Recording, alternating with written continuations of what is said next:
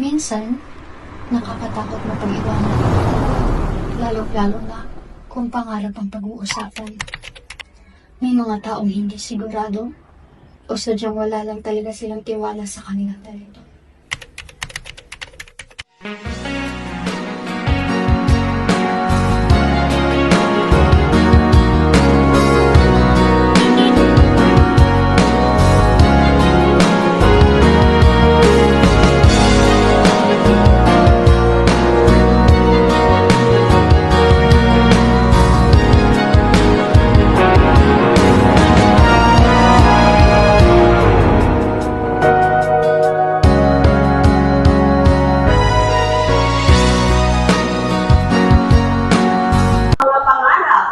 Sa'yo, ano pangalan mo? Hana po.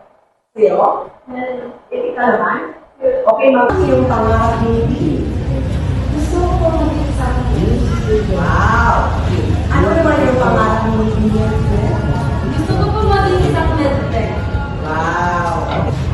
Iho, umalino ka! Pasok!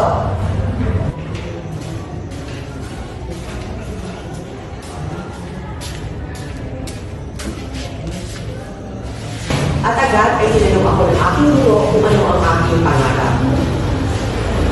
Simple lang po ang pangarap ko, maging isang architect.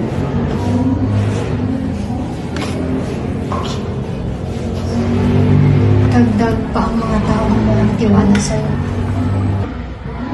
Alam mo ba na, itinanong ako ng aking guro kung ano yung gusto kong pangarap. At ano naman yung sinagot mo na? Maging isang architect, Nay.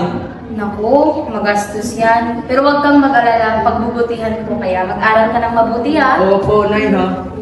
Sige, Nay, matulog po na ako kasi may pasok pa ako bukas. Sige, tulog ka na.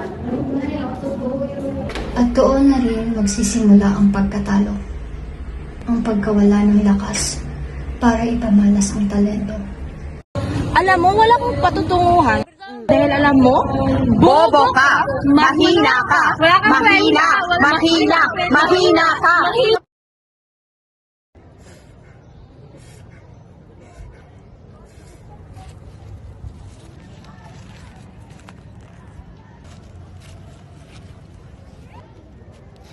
Alam mo, may talento ka naman.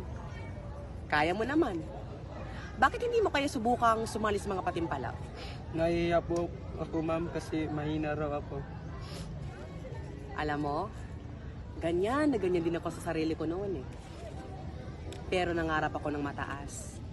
Nangarap ako na sana darating ang panahon na sasang-ayon ang tadhana sa akin.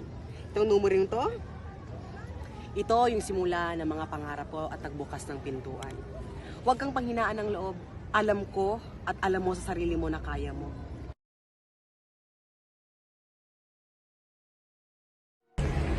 Pero kahit anong hadlang ang sumalubong, kung papamalasin mo ang tanging kakayahan mo, walang makakapigil sa'yo. Hindi dahil may mga dahilan para isipin ng mga tao na hindi mo kaya, ay hindi na talaga.